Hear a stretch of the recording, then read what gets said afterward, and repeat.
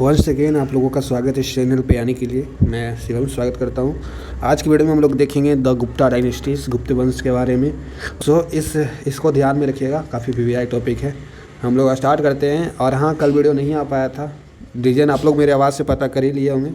तबीयत थोड़ा डाउन चल रहा है मौसम के कारण, मौसम सडनली चेंज हुआ है, उसी के कारण सर्दी बुखार। चलिए हम लोग स्टार्ट करते हैं आज की वीडियो को।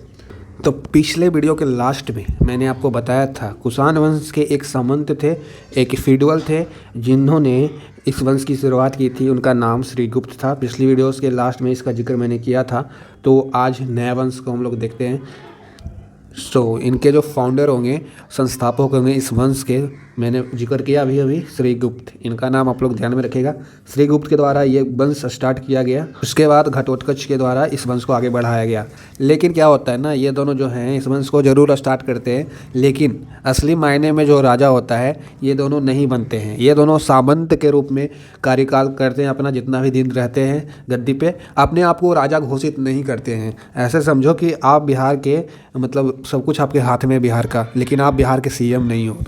तो अगले जो राजा आते हैं चंद्रगुप्त प्रथम, ये असली मायने में राजा होते हैं। बाकी जो ये फाउंडर थे श्रीगुप्त एंड उसके बाद घटोत्कच, ये असली मायने में राजा नहीं थे। ये अपना सारा काम राजपाट चलाते हैं, लेकिन अपने आप को राजा घोषित नहीं कर पाए थे।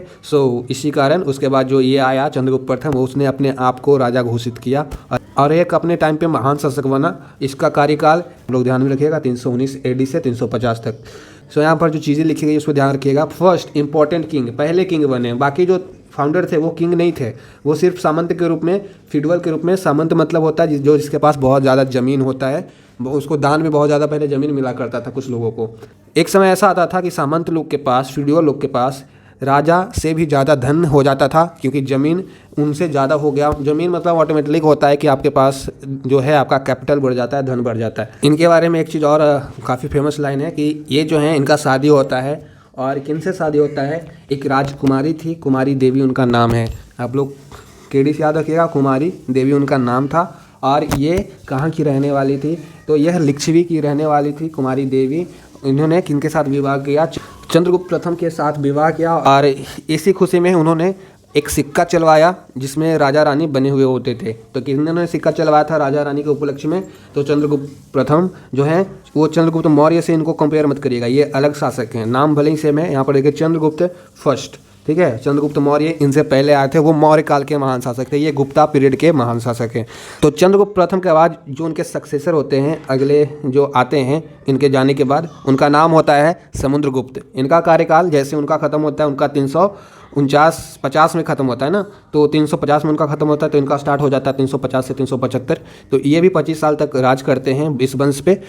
और समुद्रगुप्त कोई और नहीं, उनके बेटे थे किनके? कुमारी देवी, लिच्छवी की जो रानी थी। और किनकी पत्नी थी? आप लोग कमेंट करके बताइएगा।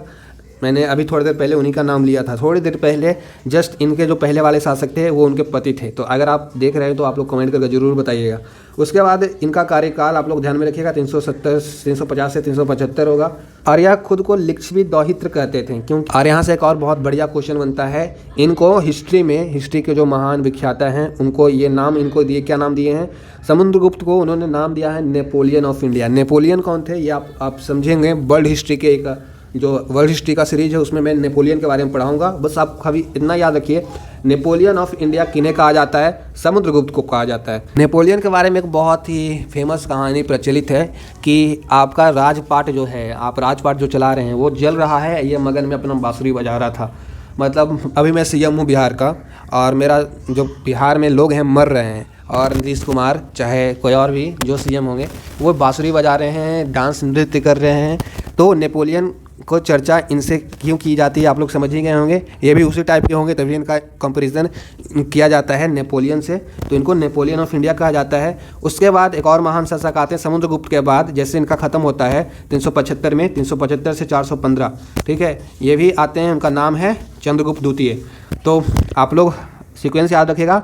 सबसे पहले श्रीगुप्त आते हैं, उसके बाद घटोत्कच, ठीक है, श्रीगुप्त, घटोत्कच, फिर चंद्रगुप्त, C1 मतलब चंद्रगुप्त प्रथम, उसके बाद समुद्रगुप्त, SG लिख लीजिएगा। और से ट्रिक आप लोग शॉर्ट में बना लीजिएगा। तो नेक्स्ट जो आपके राजा हुए हैं चंद्रगुप्त प्रथम हुए हैं, चंद्रगुप्त द्वितीय हुए। इनका कार्यकाल 375 से 415 इनका कार्यकाल रहा। और इन्होंने, मैंने पिछली वीडियो में आपको पढ़ाया था शक शासक के बारे में, सिथियंस के बारे में, पिछला ही वीडियो था, आप लोग जाकर देख सकते हैं, लिंक वगैरह आपको आई बटन या फिर डिस्क्रिप्शन में मिल जाएगा। तो शक शासकों का पूरा खलास मतलब पूरी तरह से नष्ट किन्होंने किया? इन्होंने किया, जिनका नाम चंद्रगुप्त द्वितीय है।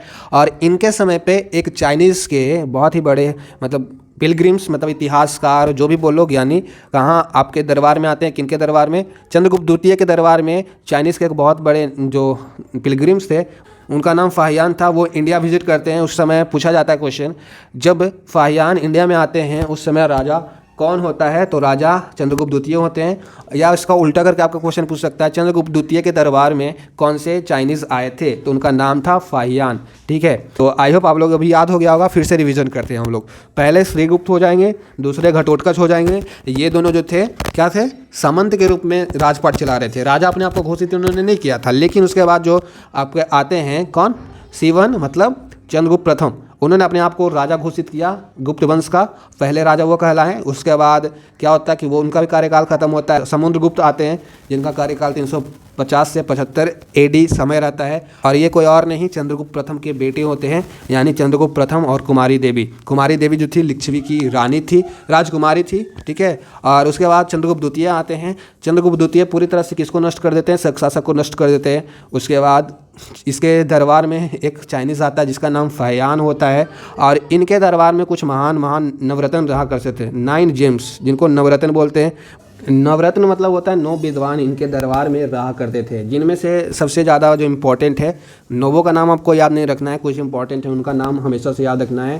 पहले आपके कालिदास हो जाएंगे, उसके बाद अमरदास हो जाएंगे। ठीक है, इनका अमर सीमा भी बोलते हैं, अमरदास, दोनों बात बराबर है। उसके बाद एक और थे बराह मिहिर और धनवंतरी।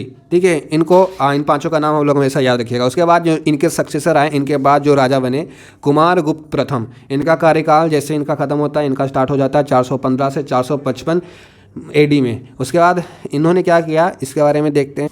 यहाँ पर एक चीज़ दिख रहे होंगे, नालंदा यूनिवर्सिटी, जी हाँ, जो काफ़ी पुराना यूनिवर्सिटी अपने भारत का सबसे पुराना यूनिवर्सिटी है। यूनिवर्सिटी से अगर आपका क्वेश्चन बनेगा तो 2 बनेगा। पूछा जाएगा आपसे कि पूरे दुनिया का मतलब वर्ल्ड फर्स्ट यूनिवर्सिटी कौन सा है? तो नालंदा यूनिवर्सिटी नहीं होगा, ये सेकेंड था। और फर्स्ट अगर आपसे पूछा जाए ना तो आप लोग बताइएगा कौन सा था?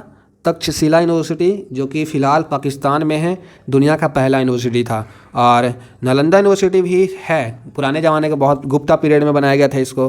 तो नालंदा यूनिवर्सिटी वो पहला यूनिवर्सिटी था जिसमें हॉस्टल की सुविधा दी गई थी। जैसे आप लोग आजकल बहुत सारे स्कूल में सिर्फ स्कूल होता है, हॉस्टल नहीं रहता है, बहुत सारे में हॉस्टल प्लस स्कूल दोनों की सुविधा मिलती है। तो कुमार गुप्त जो थे फाउंडेड नालंदा यूनिवर्सिटी, ए रिनोड यूनिवर्सिटी इन एंशिएंट इंडिया। उसके बाद जो इनके सक्सेसर आते हैं कुमार गुप्त के बाद, इनका नाम है स्कंद गुप्त। इनका टाइम देख लीजिए, जब इनका ख़त्म होता है 455 में, तो इनका 455 AD में स्टार्ट हो जाता है। 467 छोटे कार्य, इनका बहुत ही कम कार्यकाल रहता है, 55, 5 और 12 साल का इनका कार्यकाल होता है। ठीक है, तो स्कंद गुप्त जो है कुमार गुप्त के बाद आए थे। और after his death the great days of the Gupta were over. और गुप्ता पीरियड को जानते हैं इंडिया का गोल्डन एज भी कहा जाता है, तो हमेशा से याद रखिएगा। कुमार गुप्त के बाद स्कंदगुप्त जो हैं, उसके बाद इनकी मृत्यु के बाद ये जो वंश था उनका पतन धीरे धीरे होना स्टार्ट हो जाता है। उसके बाद ये आपका इसका वंश खत्म हुआ, गुप्ता वंश। लास्ट शासक जो जाने माने हैं स्कंदगुप्त हैं। ठीक है, उसके बाद कुछ लिटरेचर, कुछ किताबें हैं गुप्ता पीरियड की, ऑथर का नाम है और उनका वर्क है, मतलब उनके किताब के बारे में लिखा गया होगा।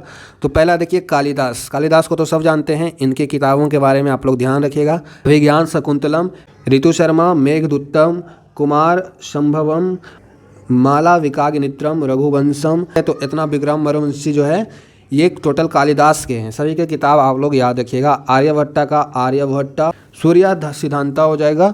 उसके बाद बहार मिहिरा, ये जो नवरत्न थे ना उन्हीं का नाम सारा है। टोटल आपको यहाँ पर 1 2 3 4 5 6 7 नवरत्न में से 7 लोग यहाँ पर हैं, 7 विद्वानों में से उनका काम है। तो आप लोग एक बार इसका स्क्रीनशॉट ले लें, सभी का नाम आप लोग को याद रखिएगा। और नेक्स्ट वीडियो में हम लोग संगम एज पढ़ेंगे जो 300 BC से 600 AD तक चला, और संगम एज में क्या क्या चीज़ें हुई, कौन से राजा थे, सभी चीज़ चर्चा करेंगे। ऑडियो वीडियो क्वालिटी के लिए वंस अगेन सॉरी यार, तबीयत ठीक नहीं है, इसी कारण थोड़ा मैनेज कर लेना। मिलेंगे अगले वीडियो में। Thank you for watching my video.